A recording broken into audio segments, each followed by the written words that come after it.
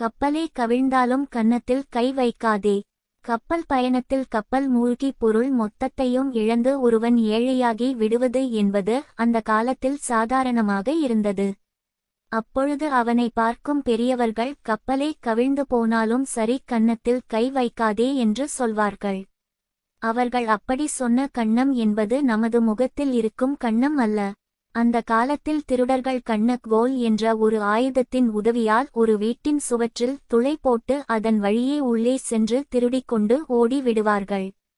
அதனைத்தான் நம் பெரியோர்கள் தொழிலில் எவ்வளவு பெரிய பொருள் இழப்பு நேரிட்டு ஒருவன் ஏழையானாலும் சரி, அடுத்தவர்களின் பொருளை அவன் திருடி விடக்கூடாது என்று சொல்வதற்காக கன்னக்கோல் என்று ஆயுதத்தில் கை வைக்க கூடாது என்பதற்காக சுருக்கமாக கன்னம் என்று சொல்லி வைத்தார்கள். அடுத்து வேறு ஏதாவது பழமொழி தெரிஞ்சுக்கணுமா? கமெண்ட்ஸ்ல சொல்லுங்க. இந்த வீடியோ பிடிச்சிருந்தா லைக் பண்ணுங்க, ஷேர் பண்ணுங்க, சப்ஸ்கிரைப் பண்ணுங்க. நன்றி.